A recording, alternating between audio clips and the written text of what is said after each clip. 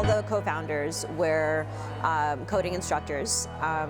And we had this idea to have a coding art competition for some local girls where they can showcase their creations of stuff that we had taught them. And once we organized our first event, we had so many parents come up to us and say, this was amazing, where can I go to continue this? And it was like a light bulb moment. We thought, you know what, we'll start up an organization that will teach this year round, not just focus on one event. And that's how Code Art was born. They're doing concepts I don't even understand. When they did the 3D printing and the portraits, I had no idea what they were doing. And they loved to tell me and show me, and that's how you saw the confidence building, as they wanted to be able to do it. And with two girls, obviously, you want to push science and see them grow, and that's what makes Code Art so unique, is that it's just for girls, and they're able to understand and to use this through art, which they both love art. And that combination of art and science is incredible. Events like these kind of showcase what an organization like Code Art is attempting to do. And what Code Art is trying to do is expose students, girls, to careers in coding and STEM. I've been an educator for a long time. When you separate out the genders, put the boys in a room, put the girls in a room, particularly starting at the 7th grade, 7th and 8th grade, it really makes an impact.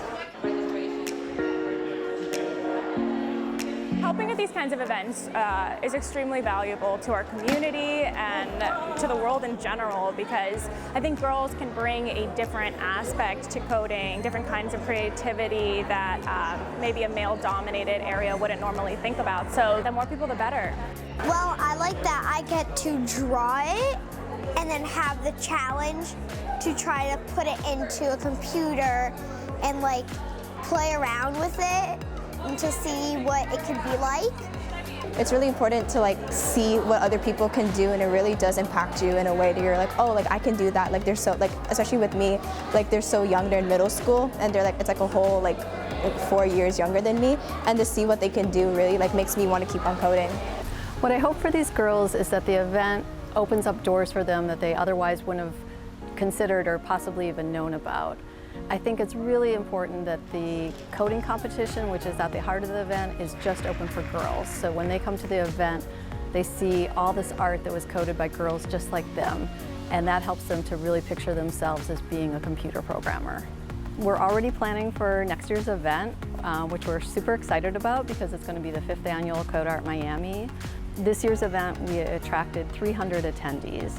Next year, we plan to triple that number. I'm so fortunate to have like an incredible staff, and we've been able to connect with such amazing volunteers in the community, and we're really looking forward to attracting more volunteers and more sponsors to make next year's event even better. We want to make Code Art Miami the must-attend event for girls interested in tech in South Florida and even beyond.